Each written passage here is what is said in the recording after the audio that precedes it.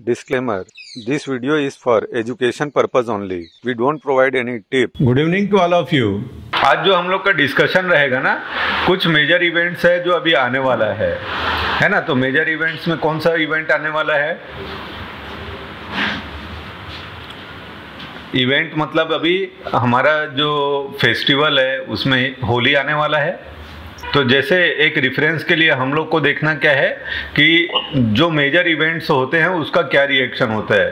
तो जैसे होली में क्या होगा वो आप लोग को चेक करना है ना। वैसे तो मैंने पहले ही बताया हुआ है, बट मैं महाशिवरात्रि का क्या इम्पैक्ट आता है, उसके बाद मार्केट किस तरीके से रिएक्ट करता है उसको एक बार एक्सप्लेन कर देता हूँ। वो आप लोग बैक टेस्टिंग करना, क्योंकि मेजर इवेंट आने वाला है तो उसका क्या रिपरक्यूशन है वो आप लोग देख लेना, है ना। तो इसके लिए मैं स्क्रीन पे चलता हूँ।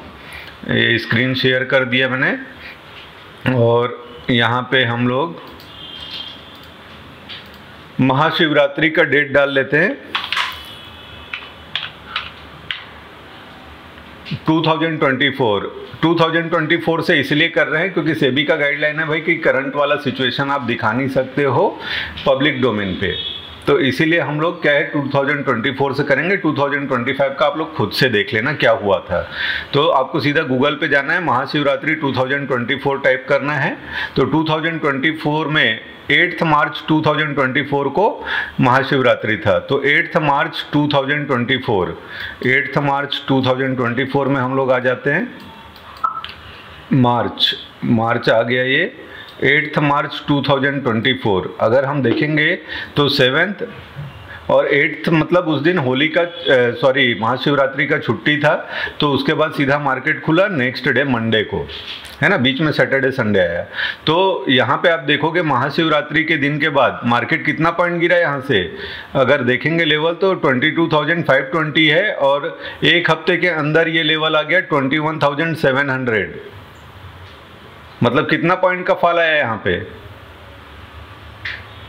एक हफ्ते के अंदर हमारा 700 पॉइंट का फॉल आया, ठीक है। अब यहाँ पे आप देखना महाशिवरात्रि 2023 देख लेना। ये आप गूगल पे सर्च करके भी देख सकते हो, डेट आपको मिल जाएगा। ये आया था 18 फेब को, 18 फेब 2023। तो 18 फेब 2023 में चलते हैं।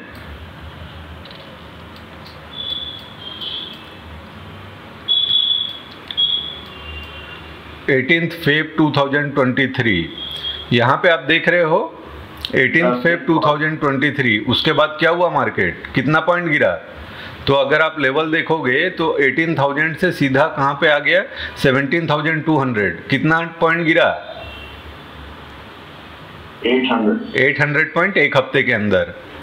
उसके पहले अगर आप देखेंगे 2023 के बाद 2022, तो इसमें डेट क्या था 1 मार्च 2022, ठीक है। 1 मार्च 2022। तो मार्च 2022 में हम चलते हैं।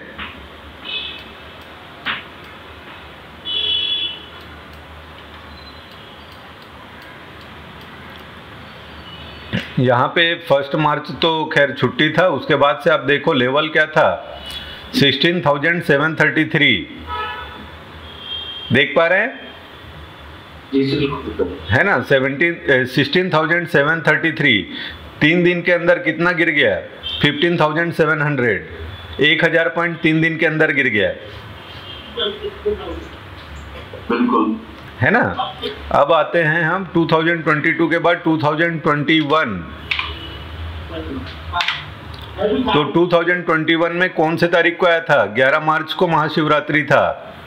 तो 11 मार्च को आप देख लो 2021 11 मार्च का देख लेते हैं। ये देख लो 9th 11 मार्च को आया था। तो 11 मार्च के बाद धड़ाम से यहाँ पे फिर से गिरा। 12 अप्रैल देख रहे हो आप।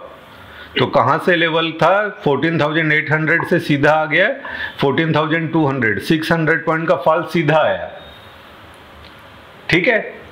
समझ में आया क्या हो रहा है? जी सर। तो आपको इस साल क्या हुआ था वो देखना है। मैं नहीं बता सकता, क्योंकि मैं भाई करंट डेट का नहीं बता सकता या करंट आसपास का, क्योंकि सेबी का गाइडलाइन है 3 महीने पहले का ही आप डेटा दिखा सकते हो,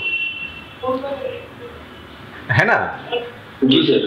तो आपको क्लियर हो गया कि महाशिवरात्रि के बाद क्या हुआ था, तो आप इस साल का आप खुद से देख लेना क्या हुआ था इस साल, है ना। बाकी हाँ, इस साल क्या डेट थी?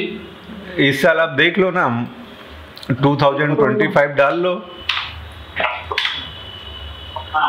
26 फरवरी आ रहा है ना, वो सैटरडे या फ्राइडे कुछ आ रहा होगा, उसके बाद सीधा वेंसडे आ रहा है ना, तो उसके बाद देख लो क्या हुआ था। 27 फरवरी से 600 पॉइंट कितने से? 600 पॉइंट कितने दिन में? 2 दिन में? 2 दिन में। तो वही बोल रहा हूँ, अभी अब इवेंट आ रहा है होली, उसमें क्या होता है, जो भी ट्रेंड चल रहा होता है उसके विपरीत जाता है। तो आने वाले 3 दिन के बाद होली आने वाला है, तो उसीलिए मैं एक इंडिकेशन दिया हूँ कि वहां से ट्रेंड रिवर्स हो जाएगा। अगर नीचे आ रहा होगा तो ऊपर चला जाएगा, ऊपर जा रहा होगा तो नीचे आ जाएगा। होली में जस्ट वो होता है कि ट्रेंड रिवर्ट कर देता है। तो ये जो मेजर एस्ट्रोलॉजिकल इवेंट है वो उसका एक इंडिकेशन दे रहा हूँ मैं। मतलब पूरा का पूरा डिटेल में हम एस्ट्रोलॉजी आज डिस्कस नहीं करेंगे, हम बाद में डिस्कस करेंगे, बट अभी ये बता रहा हूँ कि मेजर इवेंट्स क्या क्या होते हैं और उस इवेंट का क्या इम्पैक्ट पड़ता है। तो जैसे महाशिवरात्रि वाला हमने अभी भी चेक कर लिया, और होली वाला मैंने पहले भी दिखाया हुआ है कि होली वाला किस तरीके से रिएक्ट करता है। तो होली आने वाला है, वो आप लोग अपने से चेक कर लेना। लेकिन ट्रेडिंग जो है वो आप अपने सेटअप में वेरिफिकेशन के बाद ही करेंगे। ऐसा नहीं है कि इधर कोई इवेंट हमने डिस्कस किया है और उसके ऊपर रेंडमली ट्रेड कर दिए। आपको ये देख लेना है सेटअप आपका वेरीफाई करेगा, हाँ भाई इट हैज़ टू फॉल और it has to move higher, वो आपको वेरीफाई करना है। वेरिफिकेशन के बाद आप ट्रेड पंच करोगे तो आपका कॉन्फिडेंस लेवल अलग रहेगा। बहुत सारे लोग हैं जो स्ट्रगल कर रहे हैं, उनके लिए एक इंडिकेशन दे दिया हूँ कि जब तक हमारा सेटअप वेरीफाई नहीं करेगा आप लोग पंच नहीं करेंगे। और बहुत सारे लोग हैं जिनको टूल्स का आइडिया नहीं है। अभी जो नया टूल हमने पब्लिश किया ना डेज ओपन, उसके साथ 200 EMA का कॉम्बिनेशन जो यूज़ किया है, ठीक है ना, वो उसको मैं एक्सप्लेन कर दूंगा, है ना। तो ये जो टूल है हमारा, उस टूल के बारे में एक बेसिक आइडिया दे देता हूं मैं,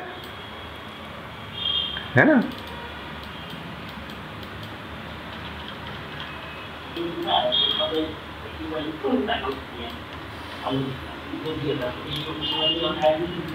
इधर पे जस्ट टूल का आइडिया देने के पीछे लॉजिक यही है, कोई टिप वगैरह नहीं है भाई, क्योंकि कल क्या होगा वो नहीं बोलने वाला हूँ, है ना। क्योंकि सेबी का गाइडलाइन है कि भाई आप करंट मार्केट सिचुएशन को नहीं बता सकते हो। तो यहाँ पे मैं ये टूल के बारे में बता देता हूँ, जैसे किस तरीके से काम करना है। तो पिछले 2-3 महीना पहले का जाके मैं बता देता हूँ, ज़्यादा अच्छा रहेगा। अभी करंट सिचुएशन में एक्सप्लेन करना ठीक नहीं है। तो ये इसमें क्या होता है, डेज ओपन का लाइन, ये जो ब्लैक कलर का लाइन दिख रहा है वो डेज ओपन का लाइन है ना। और ये जो 3 लाइन दिख रहा है वो 200 EMA है। ये जो ब्लू कलर का लाइन दिख रहा है, वो ब्लू कलर का लाइन जो है वो 1 मिनट का 200 EMA है, ये 5 मिनट का 200 EMA है, ये 15 मिनट का 200 EMA है। तो जब 1 मिनट का 200 EMA, 5 मिनट के 200 EMA और 15 मिनट के 200 EMA के ऊपर होता है, तो उस समय जिस समय भी ट्रांजिशन होता है उस समय एक बड़ा मूव आता है उस डायरेक्शन में।